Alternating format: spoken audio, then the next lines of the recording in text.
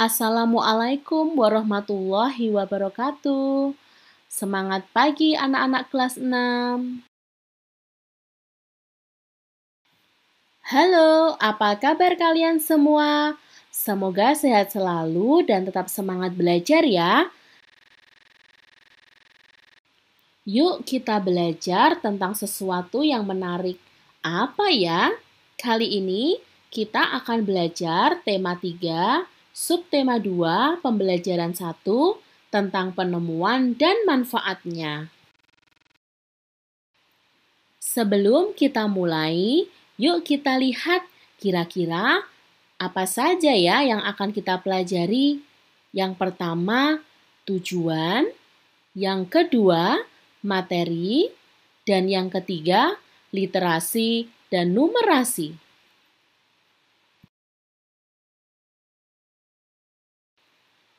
Kemudian, kita menuju ke tujuan yang akan kita pelajari. Yang pertama, menggali isi teks penjelasan eksplanasi ilmiah yang didengar dan dibaca. 2. Mampu memahami kalimat efektif. 3. Mampu mengidentifikasi perubahan sosial budaya dalam kehidupan masyarakat dalam rangka modernisasi bangsa Indonesia bidang iptek dan pendidikan dengan mandiri. Yang keempat, dengan membuat rangkaian listrik paralel, siswa mampu menguji model rangkaian tersebut dengan tepat. Kemudian, materi apa saja ya yang akan kita pelajari? 1. Kalimat efektif.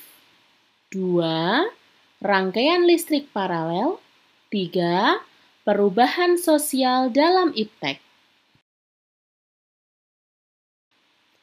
Anak-anak, saatnya kita belajar tentang materi pertama, yaitu teks eksplanasi dan kalimat efektif. Untuk lebih memahami tentang teks eksplanasi, yuk kita baca bacaan tentang Thomas Alva Edison. Thomas Alva Edison, kisah si penemu lampu pijar yang 1000 kali gagal.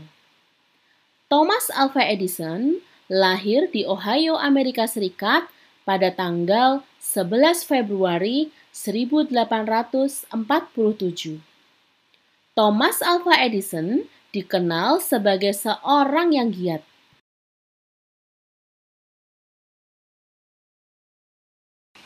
Thomas Alva Edison memperoleh pendidikan formal hanya 3 tahun saja.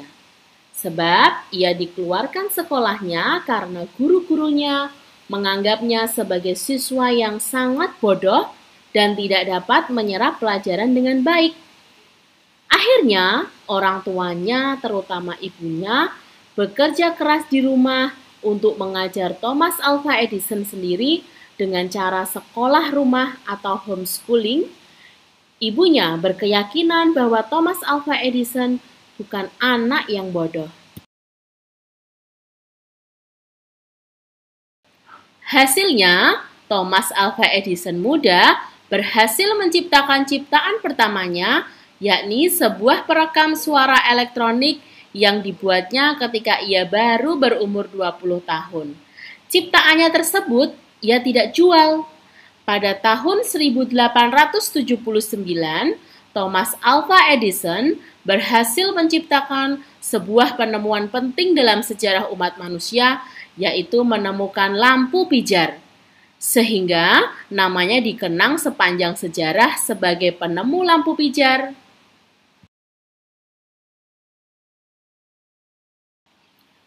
Thomas Alva Edison memang bukanlah orang yang pertama yang menciptakan sebuah sistem penerangan listrik.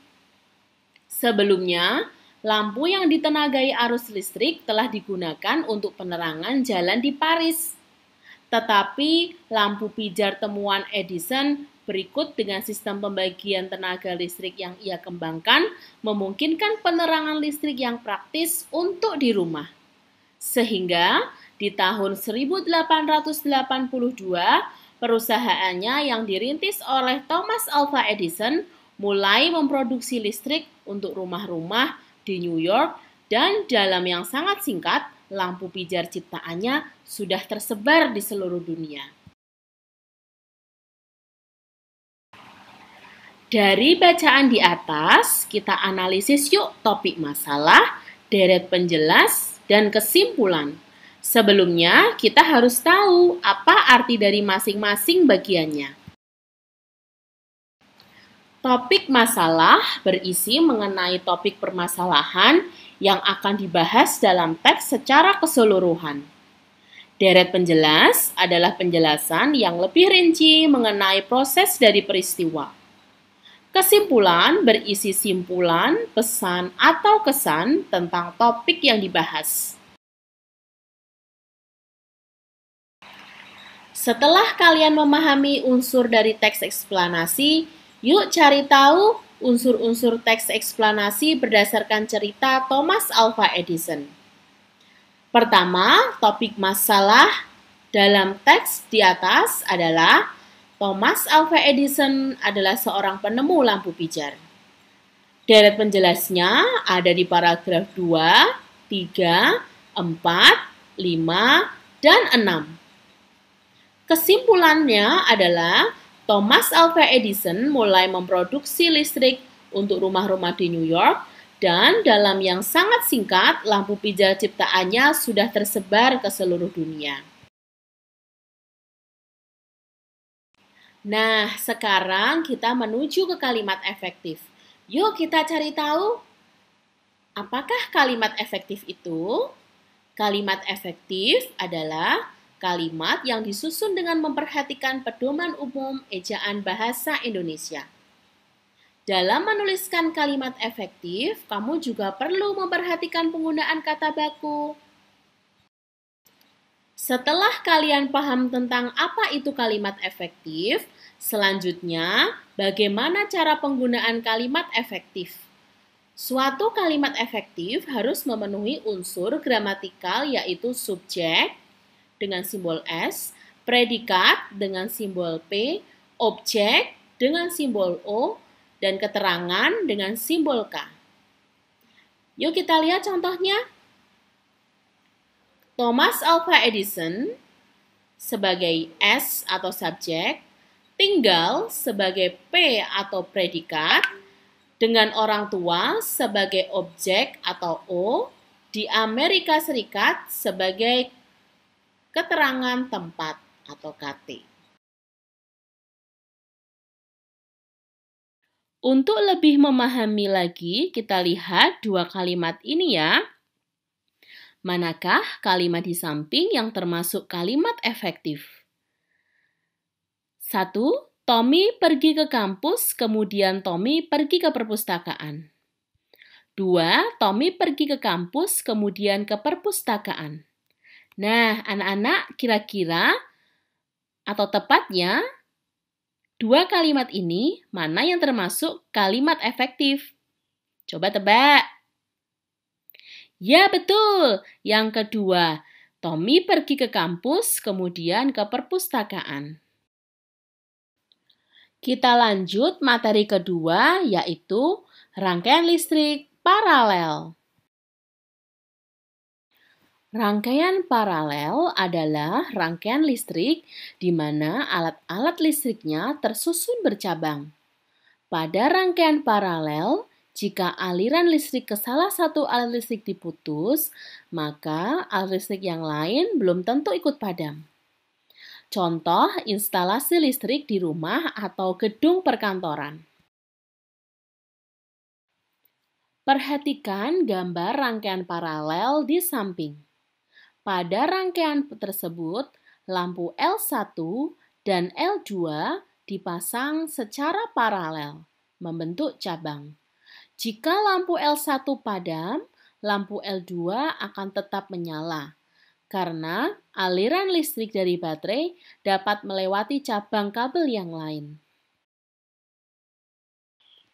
Materi ketiga yaitu perubahan sosial budaya dalam bidang iptek dan pendidikan. Kita lihat gambar ini. Dahulu, masyarakat memperoleh ilmu pengetahuan hanya dari sekolah dan buku.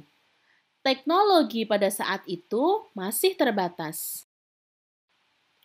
Nah, anak-anak, seiring kemajuan iptek, masyarakat memperoleh informasi lebih lengkap. Informasi tentang kemajuan pembangunan di Indonesia, seperti pembangunan jalan, waduk, sekolah, dan rumah sakit. Anak-anak, silahkan mencoba kegiatan ini ya. Ibu beri judul Asyiknya Mencoba. Gambar rancangan lampu paralel sederhana. Berikan rancanganmu kepada guru untuk diperiksa. Buatlah laporan dari percobaan membuat rangkaian paralel sederhana yang kamu lakukan. Kesimpulan dari materi yang sudah kita pelajari adalah yang pertama, teks eksplanasi terdiri dari topik masalah, deret penjelas, dan kesimpulan. 2. Kalimat efektif adalah kalimat yang disusun dengan memperhatikan pedoman umum ejaan bahasa Indonesia. Yang ketiga, rangkaian paralel adalah rangkaian listrik di mana alat-alat listriknya tersusun bercabang. Yang keempat, seiring kemajuan iptek, masyarakat memperoleh informasi lebih lengkap, informasi tentang kemajuan pembangunan di Indonesia. Masih semangat ya anak-anak? Yuk kita lanjut lagi dengan asyiknya belajar literasi dan numerasi.